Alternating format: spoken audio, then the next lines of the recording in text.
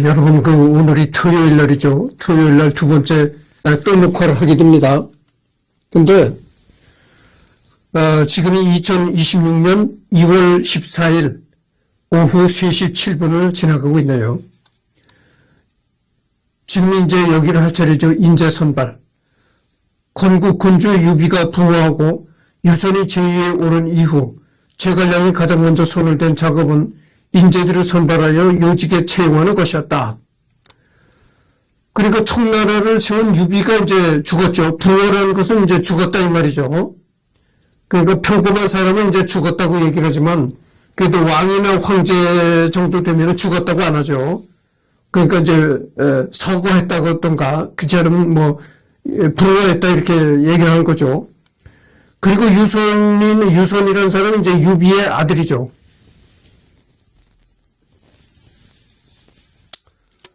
그래서 이제 건국 군주 유비가 이제 세상을 떠나고 그 아들이 유선이 이제 권좌에 올랐을 때 제갈량이 가장 먼저 한 일이 이제 인재를 선발하는 일이었다고 하죠. 적당한 사람들을 선발해가지고 요직에 앉히는 거, 중요한 책임을 주는 거. 그것이 이제 제갈량의 첫 번째 할 일이었다 이겁니다. 일릉대전을 전후하여 다수의 장수와 참모들이 사망하거나 자리를 비운 탓에 유능한 관료들을 충원한 것이 급선무였다. 일릉대전의 타격은 촉관의 입장에서 엄청났다. 형주 통치에서 중심적 역할을 했던 마량이 죽은 것은 물론 풍습, 부동과 같은 2세대 지휘관들이 대거 천사했으며 황권, 박림, 두로 등의 장수들이 외구에 투항해 인재들이 외구로 유출됐다. 우선 일릉에서 그러니까 일릉 전투에서 살아서 돌아온 오반, 진식, 상총, 요화 등을 기용해 군대의 빈자리를 채웠고 비시와 진밀처럼 불상사에 휘말려 물러났던 인재들을 복귀시키는 것을 시작으로 새로운 면면들이 제갈량의 보좌관으로 발탁되었다. 그 외에도 제갈량은 223년부터 225년까지 수많은 제야의 인재들을 촉한 조정에 초빙하기 위해 몸소 그들을 초청하는 것도 잊지 않았다. 제갈량이 기용한 대표적 인재가 영릉군 출신의 장원인데 그는 광도현의 장으로 일할 때 일부 업무를 태만히하고 술에 취해 지내다가 유비의 감찰에 걸려 쫓겨날 뻔한 적도 있는 등 벼슬길이 순탄치 못했다. 그러나 그의 잠재력이 상당한 수준이었음을 알고 있었는지 제갈량은 유비에게 변호를 아끼지 않았고 이제 자신이 국정을 총괄하는 위치에 서게 되자 특별히 장관을 불러 동조인에 임명하고 다시 참군으로 삼았다. 장관은 과거에 저지른 잘못이 있고 또 형주가 손권에게 넘어갈 당시 항복한 반준의 사촌기간이라는 점도 감안하여 요직에 오르는 것을 사용했지만 제갈량이 적극적으로 권유한 끝에 그의 최측근으로 자리를 잡았으며 끝내는 그의 정치적 후계자의 지위에 어울리는 걸출한 정치가로 성장했다. 그러니까 이 제갈량이 기용한 사람 중에 대표적인 사람이 영릉군 출신의 장원이라는 사람이라는 거죠. 장원이라는 사람이 어떤 사람인가 좀 간단히 알아보고 넘어가도록 하죠. 그래서 승상은 제갈량, 녹상서사가 장원, 녹상서사가 비의, 시중 동윤 이렇게 나왔네요. 녹상서사.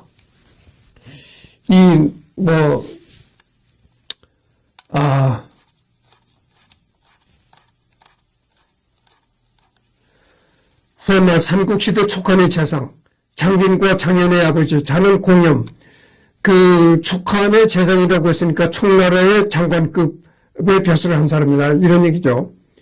제갈량의 뒤를 이어 약 12년간 촉한의 실질적 2인자로 역할을 하였으며 사회는 비의가 그 역할을 이어받게 된다. 이 세 사람의 동윤을 더해서 촉한의 사상, 사형이라고 불렀다. 그러니까 이 장관이라는 사람이 제갈량이 떠난 다음에 제갈량의 뒤를 이어서 약 12년간 총나라의 2인자 역할을 했다는 거죠.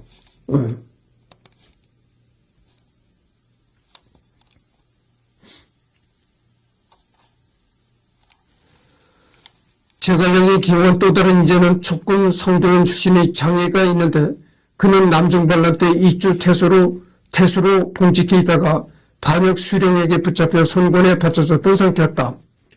제갈량은 수년 동안 이를 마음에 품고 있다가 등지가 동의 사신으로 갈 때 손권에게 장애를 석방시켜달라는 요구를 해달라고 부탁했다.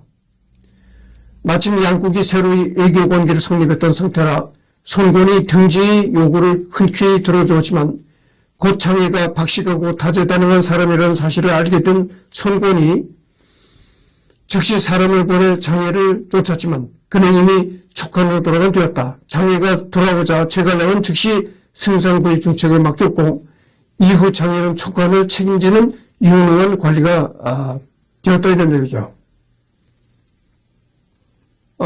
그래서 방금 전에 얘기했던 이 장원, 그 다음에 이 장애, 이 사람들이 이제 제갈량과 더불어서 활동하다가 제갈량 후에도 또 총나라를 책임지는 그런 고위 관리가 되었다 이런 얘기죠. 장원과 장애 외에도 비의, 동윤, 여예, 등지, 마충, 장업 등 뛰어난 인재들이 합류하면서 촉한 조정은 조금씩이나마 활기를 되찾았다. 내정기 인재들은 모두 밑바닥에서부터 차근차근 실적을 쌓아 제갈량의 신복 내지 후계자로 자리매김했으며 성도 남쪽의 높은 데를 쌓아 각지의 선비들을 초청했고 몸소 익주 출신의 선비들을 방문하여 그들을 등용했다. 제갈량의 역량과 용인 아래서 그의 뒤를 잇는 촉한의 군신들은 청렴하고 검소하게 지냈으며 이는 장원의 뒤를 이은 비의나 간유에게도 이어졌다. 그는 이전에 이엠보다 관위가 낮았던 양홍을 이엠과 동급 인사로 발탁한 바가 있었고 뒷날에는 양홍보다 관위가 낮았던 하지를 양홍과 동급 인사로 발탁하여 서쪽 익주 사람들에게 인재를 잘 쓴다는 찬탄을 받았다. 또한 이 나라 항장 출신의 강유, 왕평 등도 중용하는 등 실적의 입증을 중시했다. 당시 제갈량이 인재의 청거를 승상부 관리들의 최우선 책무로 여겼으면 다음의 발언에서 잘 드러난다. 우리나라에도 우리나라 정치인 중에서도 이런 얘기를 하는 사람이 있다는 걸로 내가 기억하고 있어요. 인사가 만사다. 그렇게 얘기했던 정치인이 있었습니다. 난 누구라고는 얘기를 하지 않겠어요. 근데 내가 그랬잖아요. 한국 사람은 다루지는 않을 거다. 그리고 특히 한국에서 대통령을 지냈던 인물들은 특히 내가 하지를 않을 거다. 이런 얘기를 했습니다. 그래서 한국에서 대통령을 한 사람 중에 그런 말을 했던 대통령이 있어요. 인사가 만사다. 그런 얘기를 하는 대통령이 있었거든. 여기도 그런 내용의 얘기가 나오는 겁니다. 인사가 만사다. 그리고 얼마나 그 자리에 합당한 사람을 찾아서 쓰느냐. 그것이 만 가지 일을 다 해결하는 일이 된다 이거죠. 인사가 만사다. 그거죠. 그러니까 요즘에 적재적소라는 말이 나오잖아요. 그 책임에 가장 적합한 사람을 등용해서 쓰는 것. 그것이 모든 일을 해결하는 치가 될 수 있다 이런 얘기죠. 그래서 적재적소의 사람을 찾아서 등용해서 쓰는 것이 모든 것의 해결책이 될 수 있다 이런 얘기죠. 그래서 인사가 만사다 이런 얘기를 한 그런 대통령이 있었습니다. 그러니까 이런 얘기해야 되겠죠. 사람을 잘 이렇게 선택해서 쓰는 거. 그것이 국가 발전을 할 수 있는 바로 핵심이다. 이런 얘기도 되겠습니다. 나라에 충성하면서도 이익을 도모하는 것에는 사람을 추천하는 것보다 더 큰 일이 없다. 그래서 이런 얘기인데 방금 전에 얘기를 했잖아요. 인사가 만사다. 사람을 잘 적재적소에 맞는 사람을 잘 기용해서 쓰는 것이 바로 그것이 통치술이요 국가 발전할 수 있는 길이다 이런 얘기죠. 사람을 추천하는 데는 각기 그가 숭상하는 자를 추천하려 했었는데 지금 요연히 추천하는 사람들에게는 강한 사람과 유한 사람이 함께 있어 문무 관리들을 널리 채용할 수 있으니 박하고 우한 사람이라 할 것이다. 바라건대 여러 연들은 각기 이를 본받고 희망에 부응하라. 또한 제갈량은 새로운 인재들을 선발하는 것 못지않게 기존의 인재들을 분발시키는 것 또한 중요한 일로 여겼다. 그는 자신이 젊을 적 친구 서서와 유비승전의 온갖 노고를 다한 동화를 모범으로 삼아 자신에게 간언과 충고를 아끼지 않을 것을 공언했으니 실질적으로 행정의 통수를 맡고 있는 입장으로서 언로가 막히거나 본인의 독주가 조정에 영향을 끼치게 될 수도 있음을 우려했던 것으로 보인다. 재미있는 것은 이 과정에서 제갈량의 선발 기준과는 영 동떨어진 위연이나 양의 등 능력은 있으되 인격은 수준 이하의 인물들이 버젓이 승상부의 문무 최고직을 차지했다는 사실이다. 그리고 이들은 제갈량 생전에는 절대로 사고를 치지 않고 나란 일에 충실했다. 다만 제갈량이 죽고 나서 바로 인격 문제가 터져서 본인들 목숨을 못 지켰다는 게 문제지만 물론 여기에는 제갈량 개인의 기준에 따라 유비 생전부터 요직에 있던 인재들을 내치는 것이 정치 문제로 비화될 수 있었음을 고려할 필요도 있었겠지만 보다 근본적으로는 제갈량 자신이 그들이 단점보다는 장점에 주목하고자 했던 것이 아닐까 싶다. 다음은 제갈량의 저술인 논제자의 내용이다. 이 내용을 제갈량이 직접 쓴 내용이라는 거죠. 제갈량이 쓴 논제자라는 그런 책에 이런 얘기가 나온다는 거죠. 노자는 양생에는 뛰어났으나 위험과 재난에 대처하지 못했다. 상황은 법제에 능했으나 백성을 교화하지는 못했다. 소진과 정의는 언변이 뛰어났으나 쌍방이 동맹을 맺도록 하지는 못했다. 백기는 성을 치고 점령하는 것에 능했으나 대중을 너그럽게 포섭하지는 못했다. 오자서는 적을 막는 계책을 꾸미는 것에 뛰어났지만 자신의 안전을 도모하지는 못했다. 미성은 신용을 지켰으나 변호에 부응할 줄을 몰랐다. 왕가는 성분을 받들어 모시는 데는 능했으나 어리석은 황제를 위해 처사할 줄은 몰랐다. 호자는 명망 있는 인사들이 우열을 평가하는 데는 능했으나 인재를 양성하지는 못했다. 본문만 놓고 보면 마치 옛사람들의 단점과 실패를 신랄하게 비판하는 것처럼 보이나 요점은 그 다음 구절이다. 여기에 사람들이 좋은 점을 활용하는 방법이 있다.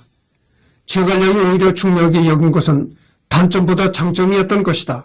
물론 그는 장원, 비의, 동현, 강유처럼 능력이 있어서나 인격이 있어서나 모두 훌륭한 인재들을 더 중시하고자 했겠지만 사람이 어느 면에서는 완벽하기를 바라기란 무리인 만큼 어느 한쪽에 치우친 사람이라 해도 가능한 한 중용하고자 했다.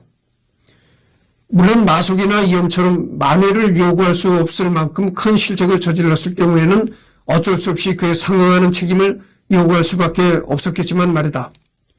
덧붙이자면 제갈량은 그 자신도 완벽한 사람이라 생각하지 않았으며 책임에서 자유로울 수 있다고 여기지도 않았다. 이렇게 파촉 지역에 재능 있는 인재들은 앞다투어 나라를 위해 힘썼다. 결국 이 글을 읽어보면 방금 전에 내가 뭐라고 했나요? 인사가 만사다 그랬잖아요. 사람을 적재적소에 가장 적합한 사람을 골라서 쓰는 거. 이것이 굉장히 중요한 일이다 이런 얘기죠. 근데 그것이 그렇게 만사를 해결할 수 있는 중요한 요소라고 할 수 있는데 그러나 사람을 또 적재적소에 맞는 사람을 고른다는 것이 또 얼마나 어려운 일인가 이런 걸 말하는 거예요. 그렇잖아요 여러분들. 네? 적재적소에 어떤 인물이 적재적소에 맞을까 이거를 선발하는 게 상당히 어려운 겁니다. 그래서 여러분들 정권이 바뀌잖아요. 정권이 바뀌고 이제 새로운 대통령이 이제 취임식을 거행하고 이제 직무를 이제 한다. 그러니까 한 국가의 대통령으로서 이제 직무를 수행한다 하잖아요. 그럼 제일 먼저 해야 될 일이 뭐겠어요? 대통령이 바뀌었으니까. 장관도 다 바꿔야 될 거 아니겠어요? 그러니까 새로 뽑힌 대통령이 뭘 하려면 제일 먼저 해야 될 게 인재를 등용하는 일입니다. 각부 장관, 행정부 장관, 무슨 교통부 장관, 이런 거 인재들을 등용해야 되니까 어떤 사람을 등용해야 될 것인지 캄캄한 거죠. 그잖아요? 아니 이 세상에 사람은 많지만 적재적소에 맞을 사람을 고른다는 게 그렇게 간단한 문제가 아니거든. 그러니까 그때는 이제 대통령 비서실장이라든지 아니면 이런 사람들이 대통령을 보좌하는 사람들이 쭉 인재 그 명단이 적힌 문서들을 갖다 준다는 겁니다. 대통령한테. 어느 대학 교수가 있는데 이 대학 교수는 무슨 연구를 해가지고 이름을 날린 사람이다. 이런 업적도 기록돼 있고 이런 거를 잘 이제 목록을 갖다 준다는 거예요. 인재 목록을 갖다 준다는 거예요. 그럼 그 목록을 쭉 대통령이 들여다보고 거기서 이제 적재적소에 맞을 사람을 고른다는 거죠. 그래서 거기 그 인재풀 명단에는 대학 교수, 유명 국회의원, 그 다음에 이런 사람들 명단이 거기 다 있다는 거예요. 그래서 그 명단 중에서 이제 고른다는 거죠. 골라서 정부를 구성시킨다는 거죠. 조직의 중재자, 이해 선주가 한중왕이 되어 왕충을 후장군으로 임명하려 하니 제갈량이 선주를 설득하여 말했다. 왕충의 명망은 본래 관우, 마초와 동등하지 않았는데 동렬에 두려워하십니다. 마초, 장비는 가까이에서 그의 공을 직접 봐서 뜻을 이해할 수 있지만 관우는 멀리서 이를 듣는데 필시 달궈가지 않을 것이니 불가하지 않겠습니까? 선주가 내가 직접 이해시키겠소라고 하고는 마침내 관우 등과 더불어 나라는 지휘에 두고 관내의 후의 자규를 내렸다. 장비와 마초는 직접 봤으니 이해하겠지만 관우는 못 봤으니 이번 인사가 충분히 파격적으로 느껴질 수 있다. 중간 관리자로서 이런 미묘한 교통 상황을 요약하여 상사에게 보고할 것이다. 관우는 마초가 한국에 왔다는 말을 들었지만 친분이 있는 자가 아니었기에 제갈량에게 서신을 보내 마초의 사람들과 제주가 누구에 비교될 수 있는지 물었다. 제갈량은 관우의 높은 호승심을 알았으므로 다음과 같이 답했다. 맹기는 눈물을 겸비하고 용맹함이 남보다 뛰어난 일생의 호걸로 경포, 팽월과 같은 무리입니다. 응당 익덕과 말머리를 나란히 해 달리며 선두를 다툴 수는 있으나 그대의 전륜함과 출중함에는 미치지 못합니다. 관우는 수염이 아름다웠으니 이 때문에 제갈량이 관우를 일컬어 염이라 한 것이다. 관우는 이 서신을 읽어보고 크게 기뻐하며 빈객들에게 보여주었다. 마초를 고대 영웅 수준으로 지켜 세워주면서도 그 마초보다 관우 당신이 더 대단하다는 말로 마침표를 찍는다. 물어본 사람이 무슨 대답을 원하는지 편지에서 언급된 당사자에게 내용이 알려져도 최대한 기본을 해치지 않을 수는 있는 답변인지 조직 내 분란이 없으려면 어떻게 대처해야 하는지 모두 꿰뚫는 서신이다. 장비는 일찍이 유파가 머물고 있는 곳을 찾아갔는데 유파가 말을 섞지 않아 매우 분노했다. 제갈량 유파에게 다음과 같이 말했다. 유파라는 사람은 말이죠. 후한말 조조, 유정휘야 삼국시대 촉헌의 인물이며 자는 자초로 유성의 아들, 형주 영릉군 증양현 사람이다. 이런 얘기죠. 유비가 싫어서 피해 다녔지만 끝끝내 유비 신하가 된 흥미로운 흔적을 가지고 있다. 이렇게 나와 있네요.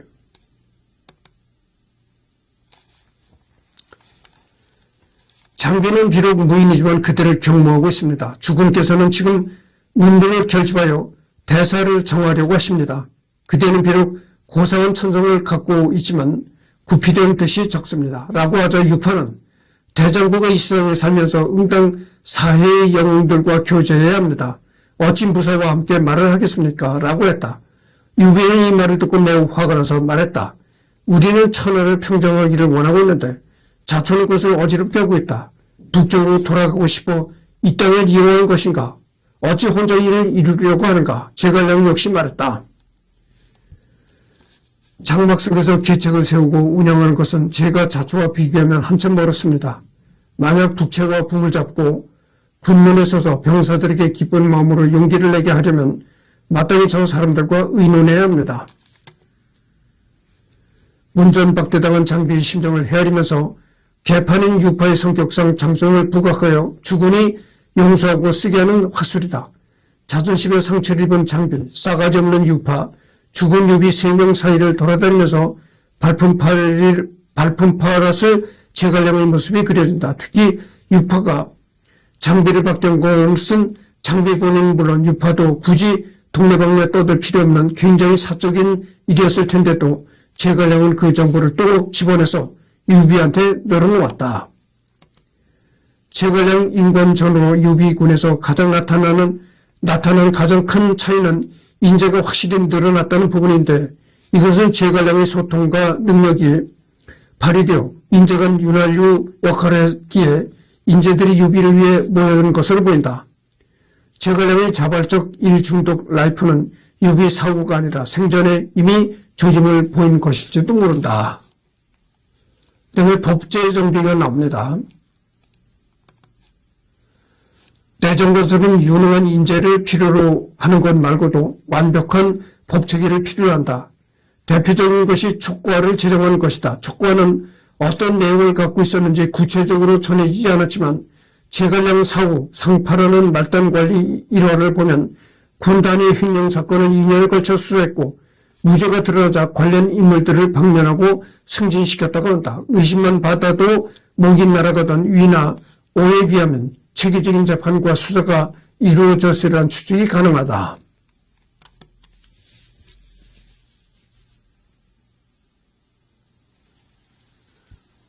법제 정비. 그렇죠. 이 법제를 정비하는 것도 상당히 중요한 일이죠. 대한민국이 정부가 수립될 때, 건국이다 뭐다 또 이런 용어는 내가 쓰지 않겠어요. 왜냐면은, 우리나라의 진보냐, 보수냐, 이걸 가지고 갈등을 많이 빚잖아요. 보수 진영에서는 우리나라를 건국이라고 부르고, 진보계 계통에서는 우리나라를 건국했다고 보지를 않아요. 그래서 내가 용어를 선택하는 것도 참, 신중할 수밖에 없는데, 하여튼 좌우지간에 건국이든 정부 수립이든 간에, 우리나라 대한민국이 수립될 때 제일 먼저 하는 게 뭡니까? 우선 국회를 구성하잖아요. 제1 국회. 그러면 우리나라 처음으로 국회를 구성해가지고 국회에서 한 일이 뭡니까? 처음으로 한 일이 뭔가요? 재헌. 우리나라 헌법을 만드는 게 제일 첫 번째로 한 일입니다. 법제를 정비했다 그죠? 응? 한 국가가 국가로서의 면모를 갖추고 이제 통치를 해나가려면 제일 먼저 뭐가 되게 헌법이 구성돼야 한다는 얘기죠. 응? 그러니까 헌법을 만들기 위한 재헌국회. 예. 그것이 제일 먼저 이제 활동을 했던 것이죠. 그래서 이 법제 정비가 그래서 중요한 겁니다.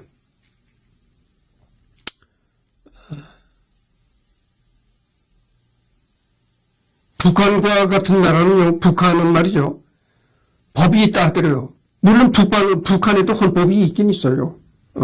헌법은 있긴 있는데, 그 헌법이라는 것이 별로 실효성이 없는 거다, 그 말이죠.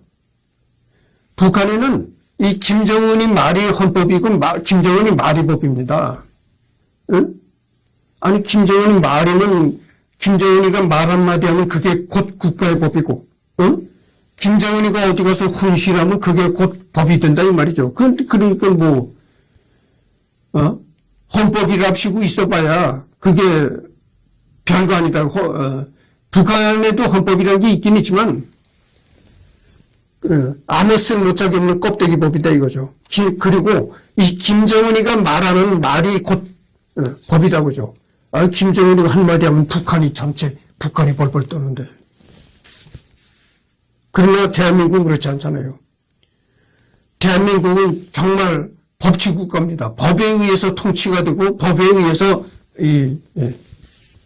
시스템이 돌아가는 국가다 이 말이죠. 그렇잖아요. 여기는 대통령이 뭐라고 했다고 그게 대통령 말이 법이 됩니까? 그게 아니잖아요. 내정 건설을 유능한 인재를 필요로 하는 것 말고도 완벽한 법 체계를 필요로 한다. 대표적인 것이 촉구화를 제정한 것이다. 촉구화는 어떤 내용을 갖고 있었는지 구체적으로 전해지지 않지만 제갈량 사후 상파론 말단 관리 일화를 보면 군 단위 횡령 사건을 2년에 걸쳐 수사했고 무죄가 드러나자 관련 인물들을 방면하고 승진시켰다고 한다. 의심만 받아도 목이 날아가던 위나 오해에 비하면 체계적인 재판과 수사가 이루어졌으리라는 추측이 가능하다. 제갈량은 내분이나 정쟁의 부작용을 최소화했다. 하라는 일을 제대로 안 하고 구속 탈영하며 역적질 사주하고 황제에게 거짓말한 데다 정권 최고 책임자에게 개기기까지 한 인물을 사용시키지 않고 유배해서 끝낸 건 동시대의 촉감밖에 없다. 심지어 아들은 연좌도 안 걸리고 중랑장으로 계속 복무했다. 그 후 제갈량은 이엄의 아들 이풍에게 편지를 썼고 제갈량은 이엄이 귀양가게 된 이유를 간곡히 설명하면서 이풍이 이엄 자신이 잘못을 충분히 깨닫도록 아버지를 설득해 주기를 바랐다. 이런 풍조는 유비 시절부터 있었는데 위에 투항한 황권의 시설들을 유비가 살려준 것이 그 예시로 실제로 이때 살아남은 황권의 차남 황수는 제갈청과 함께 촉간의 마지막 저항을 이끌었다. 그러니까 이 제갈량이 통치하던 그런 청나라에는 말이죠. 연좌제도 없었다는 거죠. 연좌제. 그러니까 아버지가 잘못해서 구속됐으면 그 연좌제를 물어가지고 아들까지 처벌하는 그런 게 없었던 거죠. 그러니까 아버지가 나쁜 일을 해서 처벌을 받으면 아버지는 처벌을 받았지만 아들은 처벌하지 않았다 이런 얘기죠. 그러니까 이때 제갈량이 있었던 청나라는 지금의 그 민주국가와 아주 유사한 그런 점이 많았다 이런 얘기죠. 지금 대한민국 그렇잖아요. 대한민국의 아버지가 잘못했다고 그 죄를 아들까지 뒤집었습니까? 북한은 아버지가 잘못하면 손자까지 갖다 죽인다고 하잖아요. 3대를 멸한다고 하잖아요. 그렇지만 대한민국은 그렇지 않잖아요.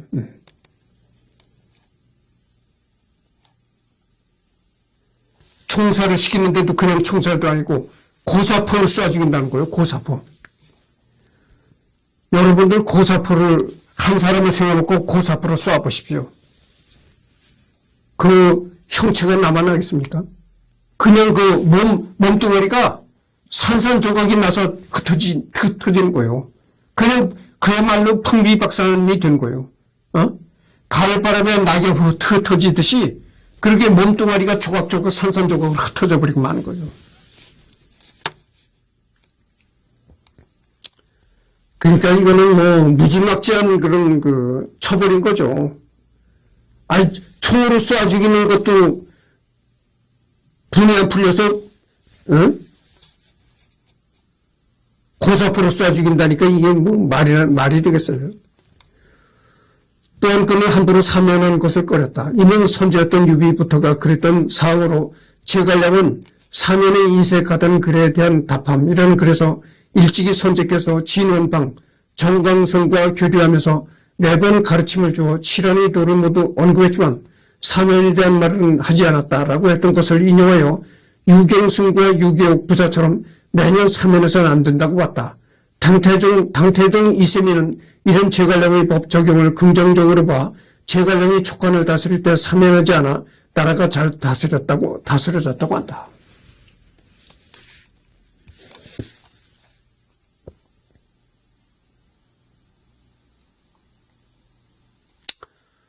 요즘에 북한 사람들이 탈북해가지고 이 대한민국에 와서 많이 살잖아요. 근데 요즘에도 이제 요 근래에는 많은 사람들이 이제 탈북해가지고 남한에 와서 살았는데 북한 땅을 탈출해가지고 대한민국에서 사는 사람들이 예전에도 있었어요. 예전에도 그런 사람들이 있었는데 요즘에 와서 특히 많아진 거죠. 이 북한이 너무 살기가 경제적으로 살기가 어려워지고 하니까 요즘에 와서 많아졌는데 예전에 북한이 남한보다 잘 산다고 할 때도 북한을 버리고 대한민국으로 온 사람들이 있었어요. 그래서 내가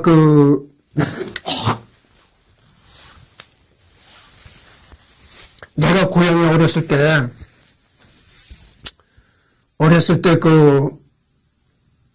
그때 내가 부모들한테 이제 들었던 얘기인데 유교가 일어나기 전에 그러니까 유교가 터지기 전에 월남만 가지고 있었다는 거예요. 그때는 북한이 남한보다 경제적으로도 더 잘 산다고 할 때거든. 왜냐하면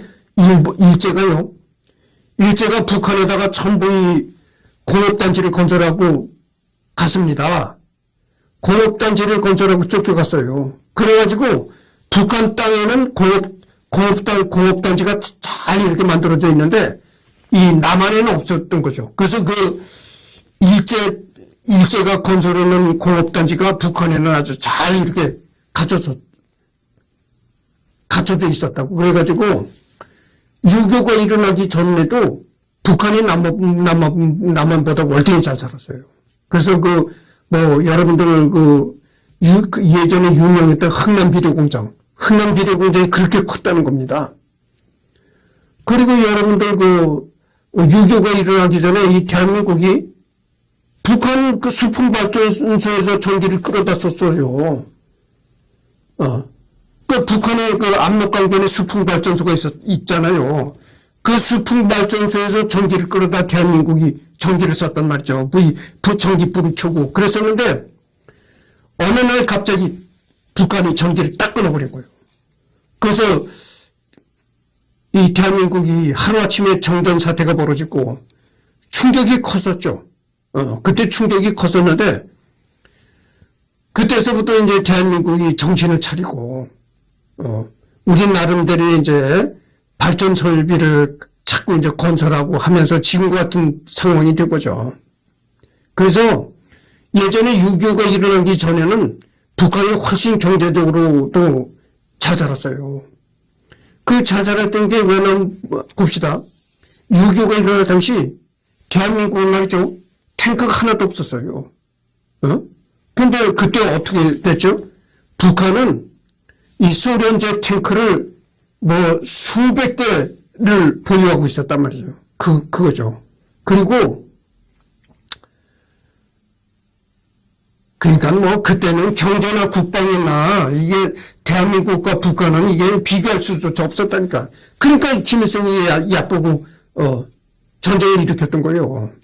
그래서 그렇게 북한이 잘 살았을 때인데도 북한을 버리고 남한으로 온 가족이 있었어요. 우리 부모들하고 이제 그 가족들이 우리 부모들하고도 이렇게 친하게 지냈었다 그래요. 근데 그 사람 하는 얘기가 이랬다는 겁니다. 정치가 악독하다는 거예요. 그때는 북한이 남한보다 더 잘 살았지만 왜 북한을 버리고 남한으로 왔냐면은 북한 정치는 악독하다 이거. 정치가 악독한 정치를 한다. 그래서 그게 싫어서 넘어왔다는 거예요. 그렇게 얘기했던 그 사람이 있었습니다. 제갈량은 법 앞에서는 만민이 평등해야 한다고 여겼다. 그가 처벌하는 사람들 가운데는 친한 자나 귀한 자도 있었고 공신도 있었는데 어떤 사람이든지 형벌을 범하면 제갈량은 일률적으로 엄하게 처리하고 결코 편파적이지 않았다. 자신 역시 그 대상으로 여겼기 때문에 제1차 북벌 실패 당시에는 전쟁 패배의 책임을 지고 스스로 관직을 강등하기도 했다. 그러나 제갈량이 법치로 다스린 촉관에서는 단순히 가혹한 형벌을 쓴 게 아니라 교화의 바탕을 둔 인간적인 배려로 가득 차 있었다. 그래서 상벌의 필이 믿음이 있게 하여 악은 필이 처벌되고 선은 필이 현창되니 관원에게는 간사함이 용납되지 않고 사람들은 스스로 힘쓰며 길에 떨어진 물건이 있어도 줍지 않고 강자가 약자를 침범하지 않고 사회의 기풍이 숙연해졌다. 권위 사람 이흥은 제갈량의 형법 집행이 청나라보다도 공정하고 교화는 노나라보다 아름답다고 찬탄하는 동시에 제갈량은 관여와 완영에 그치 않고 권유나 이윤에 피게 된다고 극찬했다. 그러니까 이 제갈량이 높은 관직을 가지고 이제 그 청나라를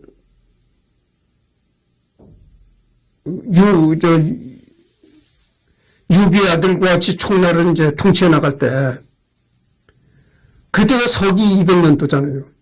그리고 지금으로 말하면 약 1800년 전의 얘기다 그죠. 근데 그렇게 까마득한 1800년 전에 벌써 이 제갈량은 지금의 이 민주국가와 같은 통치를 했다는 거죠. 그러니까 이 제갈량이 얼마나 훌륭한 사람인지 여러분들 짐작이 가잖아요. 그렇게 까마득한 옛날에 그 연좌제라는 것도 없앴고, 그리고 여기 보면 제갈량은 법 앞에서 만민이 평등해야 한다고 여겼다. 법 앞에서는 누구나가 다 평등하다고 하죠. 법 앞에서는 한 나라의 장관을 지낸 사람이나 총서부를 하는 사람이나 똑같이 법 앞에서는 평등하다 이런 얘기죠. 이것이 벌써 서기 200년도에 제갈량이 이런 주장을 했다는 거예요. 그러니까 벌써 서기 200년도 그렇게 서기 200년대에 원시 시대라고 해야 될 그런 까마득한 그런 시대에 벌써 이렇게 지금의 민주국가와 아주 흡사한 그런 주장을 제갈량이 했다는 거예요. 그러니까 제갈량이 위인인 것만은 사실이죠. 제갈량의 법체는 권선징악의 정성이 담겨 있었다. 위로는 군주와 신하가, 아래로는 백성들이 그에게 위세가 있었고 엄숙하면서도 후덕하다고 하지 않은 자가 없었고 진심으로 탄복했다.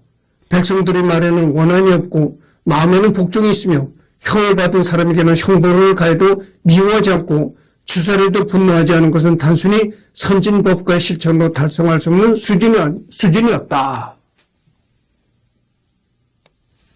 형을 받은 사람에게는 형벌을 가해도 미워하지 않았다.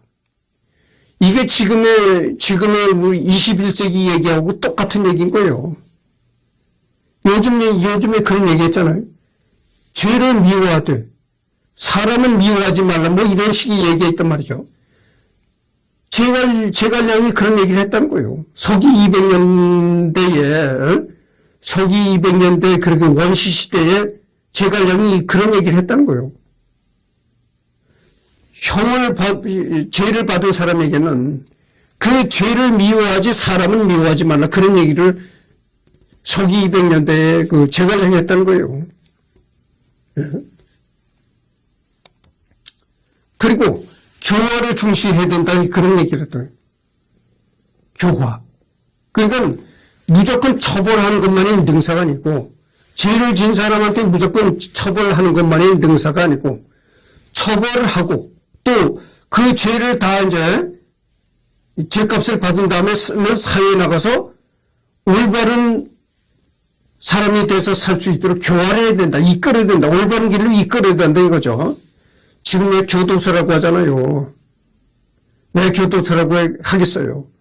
오늘 네 죄를 뉘우치고 그래서 그 죄값을 다 받은 다음에 올바른 길로 갈 수 있는 것으로 교도한다 이거죠. 이끈다 이거예요. 그래서 교도소라고 하는 거예요. 근데 제갈량이 그런 식의 이제 말했다는 거죠.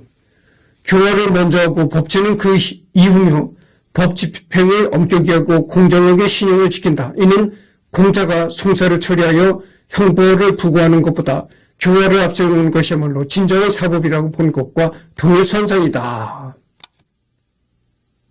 그래서 제갈량은 그 서기 200년대 사람이지만 이 제갈량의 이런 그 사고가 지금 그 현대 21세기 사고와 거의 같은 겁니다. 그래서 이제 하여튼 뭐 구정 연휴가 돼서 시간이 많으니까 내일은 또 못하고 언제라도 또 시간이 있으면 시간 나는 대로 하겠습니다.